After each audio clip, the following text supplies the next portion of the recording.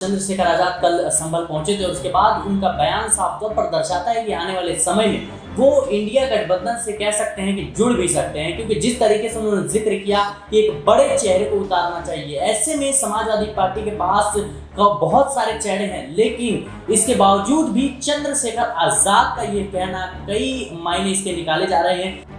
जो दलित vote bank है उसको साधने का प्रयास कर रहे हैं और निश्चित रूप से इसका फायदा जो है वो चंद्रशेखर आजाद को मिलता हुआ भी नजर आ रहा है, क्योंकि जिस तरीके से मायावती महज ट्वीट के माध्यम से राजनीति कर रही है, कहीं न कहीं आने वाले समय में इंडिया गठबंधन जो है वो एक सीट जो है वो कह सकते हैं चंद्रशेखर आजाद को भी दे सकते हैं। नमस्कार, मैं नाज़मीन खान और आप देख रहे हैं SPN9 न्यूज। आप सभी का बहुत बहुत स्वागत है मेरे खास प्रोग्राम चुनावी अखाड़ा में।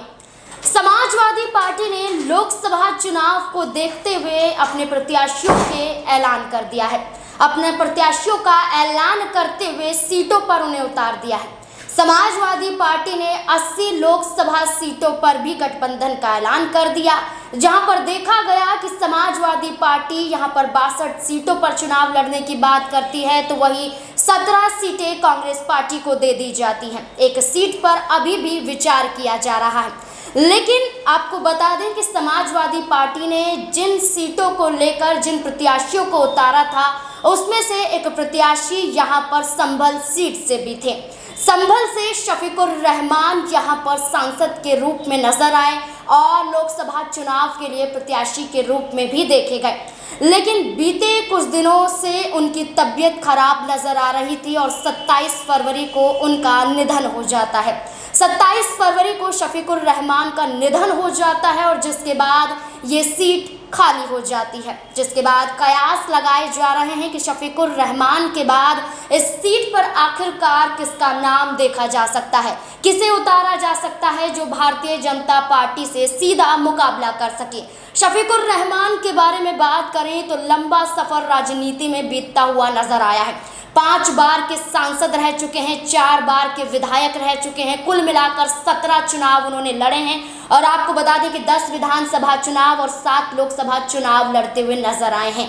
कई पार्टियों को उन्होंने बदला है, लेकिन आखिर में समाजवादी पार्टी के साथ ही जुड़ते हुए नजर आए हैं।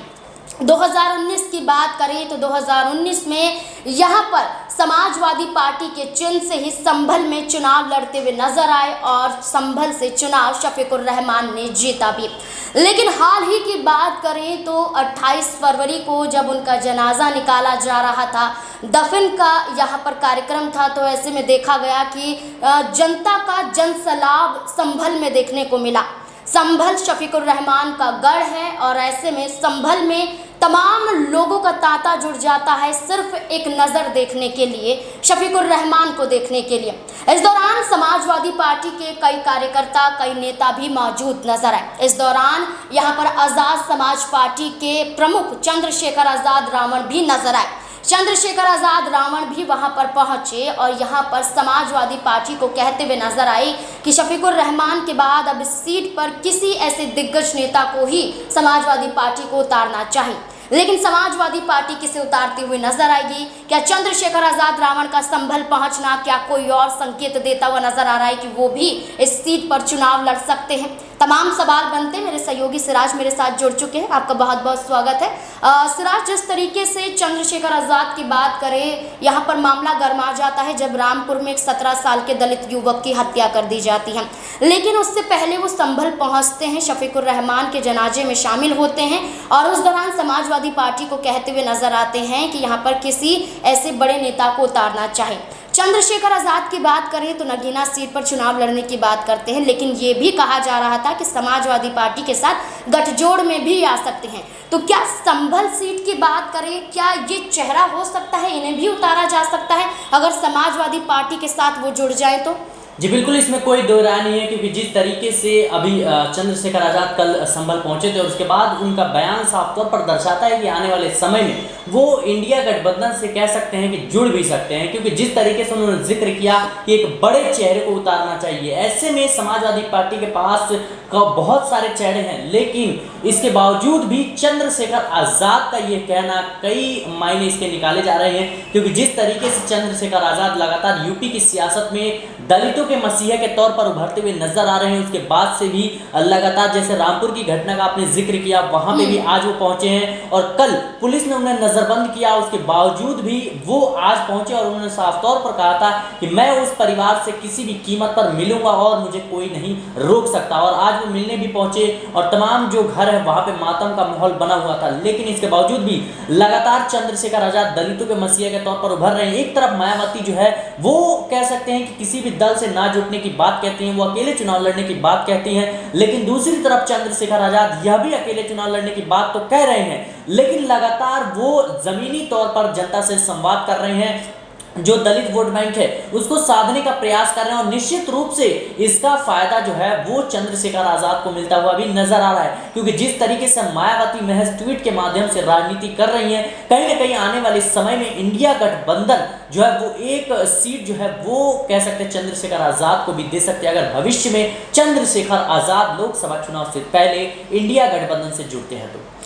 इंडिया गठबंधन से चंद्रशेखर आजाद जुड़ते हैं तो बहुत सही होगा। एक वक्त पहले चंद्रशेखर आजाद ने बसपा सुप्रीमो मायावती को लेकर भी यही बातें कही थी और उन्होंने कहा था कि इनका निजी फैसला है, लेकिन फैसले के साथ उन्होंने ये बात भी कही थी कि इंडिया गठबंधन में मायावती को जरूर शामिल होना चाहिए। सिराज, यहाँ पर ये सवाल भी रहेगा कि दलितों के मसीहा कहे जाते हैं चंद्रशेखर आजाद, लेकिन मायावती कभी भी यहाँ पर आगे नहीं आती हैं, तो क्या लोकसभा चुनाव को देखते हुए सारा दलित वोट बैंक क्या चंद्रशेखर आजाद के पास आता हुआ नजर आएगा? क्योंकि राजस्थान के 12 की बात करें तो यहाँ पर भी एक घटना घटती हुई नजर आई थी, जब देखा गया था कि एक दलित टीचर को सस्पेंड कर दिया जाता है। तो ऐसे में देखा गया कि स्कूल के बाहर भारतीय जनता पार्टी जहां इस मुद्दे को नहीं उठाती है, वहीं भीम आर्मी चीफ के कई कार्यकर्ता मौजूद नजर आते हैं, प्रदर्शन करते हुए दिखाई देते हैं और टीचर को इंसाफ दिलाने की बात करते हैं। दिल्ली यूनिवर्सिटी में एक मामला देखा गया था, वहां पर भी भीम आर्मी चीफ खुद पहुंच जाते हैं। तो ऐसे में चंद्रशेखर आजाद उत्तर प्रदेश में जो अब सक्रिय हो रहे हैं, ऐसे में मायावती को भी खतरा कहीं ना कहीं बनता हुआ नजर आ रहा है। जी बिल्कुल, इसमें कोई दो राय नहीं है, क्योंकि जिस तरीके से मायावती ने जो है अपना रुख अख्तियार किया है अकेले चुनाव लड़ने का, और उनके जो 10 सांसद है वो कहीं ना कहीं अब बीएसपी पार्टी से बगावत करने पर उतर आए हैं। और निश्चित रूप से आपको एक घटना का याद दिलाना चाहूंगा, जब उनके सांसद दानिश अली को खुलेआम जो है रमेश बिधूड़ी जो कि भाजपा के ही सांसद हैं, वो कहीं ना कहीं अपशब्दों का प्रयोग करते हुए नजर आए थे दानिश अली के खिलाफ। उसके बावजूद भी पूरी जनता जो है एक्सपेक्ट करती है कि शायद मायावती कुछ कड़ा एक्शन ले सकती हैं, लेकिन मायावती महज ट्वीट के माध्यम से राजनीति करते हुए नजर आई थी। उसके बाद से दानिश अली खुद जो है उनको सस्पेंड कर दिया जाता है पार्टी से। तो ये साफ तौर पर दर्शाता है कि मायावती कहीं ना कहीं अब राजनीतिक रूप से उतनी सक्रिय नहीं नजर आ रही है। एक औपचारिक रूप से जरूर बीएसपी पार्टी देश की राजनीति में बनी हुई है, लेकिन आपको याद दिलाना चाहूंगा कि जब गांधी परिवार जिन्होंने इतने सालों तक देश पे राज किया, अब उनको जमीन पे जब उतरना पड़ रहा है तो बीएसपी पार्टी को भी उतरना पड़ेगा। और निश्चित रूप से ट्वीट के माध्यम से आप इस देश की राजनीति तो बिल्कुल भी नहीं कर सकते। और चंद्रशेखर आजाद मुझे लगता है अभी मायावती के लिए सबसे बड़े कह सकते हैं खतरे के तौर पर उभर रहे हैं। खतरा ना कह के हम कहेंगे कि दुविधा दे सकते हैं, चुनौती दे सकते हैं, क्योंकि जिस तरीके से चंद्रशेखर आजाद तमाम जो दलितों के बीच घटनाएं होती हैं, उन पर अत्याचार होता है, उसके खिलाफ आवाज उठाते हैं, उनके बीच जाते हैं, उनसे मिलते हैं और तमाम तरह की बातें कहते हुए नजर आते हैं। और जहां जरूरत होती है वहां सरकार की आलोचना भी करते हैं, सवाल भी खड़े करते हैं। लेकिन वहीं मायावती का जिक्र करें तो वो अपने सांसदों को नहीं संभाल पा रही हैं। वो अपने सांसदों के खिलाफ जब अपशब्दों का प्रयोग होता है तो वो कुछ नहीं कर पाती हैं। तो निश्चित रूप से चंद्रशेखर आजाद अभी कह सकते हैं यूपी के सियासत में दलितों के लिए एक बेस्ट विकल्प के तौर पर हो सकते हैं। जी बिल्कुल, यहाँ पर चंद्रशेखर आजाद का नाम तो गूंजता हुआ नजर आ रहा है। नाम नगीना सीट से भी देखा जा रहा है, नाम अब संभल सीट से भी देखा जा रहा है। लेकिन अगर वो समाजवादी पार्टी के साथ जुड़ते हैं तभी, यहाँ पर इंडिया गठबंधन में शामिल होते हैं तभी। अब ये देखना होगा कि क्या चंद्रशेखर आजाद रावण इंडिया गठबंधन के साथ जुड़ते हुए नजर आएंगे, क्या अपना फायदा देखने के लिए जो अपने आप को दलितों के मसीहा कहते हैं, क्या वाकई वो चाहेंगे कि दलितों का वोट उन्हें मिलता हुआ नजर आए, तो ये बड़ा कदम उठाते हुए नजर आए। अब यही देखना होगा कि जो संभल सीट खाली है उस पर समाजवादी पार्टी किस पर मोहर लगाती हुई नजर आती है। क्योंकि आपको ये बता दें कि जियाउर रहमान की बात करें तो जो पोते हैं यहाँ पर शफीकुर रहमान के, उनका नाम भी देखा जा रहा है। आपको बता दें कि कुंदरकी से वो विधायक हैं और ऐसे में ये देखा जा रहा है कि अब लोकसभा का चुनाव वो भी लड़ सकते हैं। यहाँ पर सपा के एक और विधायक हैं इकबाल महमूद, उनका नाम भी देखने को मिल रहा है कि वो भी चुनाव यहाँ पर लड़ सकते हैं। लेकिन अब चंद्रशेखर आजाद रावण का नाम भी गूंजता हुआ नजर आ रहा है। अब यही देखना होगा कि किस नाम पर समाजवादी पार्टी प्रमुख अखिलेश यादव मोहर लगाते हुए नजर आते हैं। इस मुद्दे को लेकर आपकी क्या राय है, कमेंट सेक्शन में जरूर बताएं। देखते रहें SPN9 न्यूज। धन्यवाद।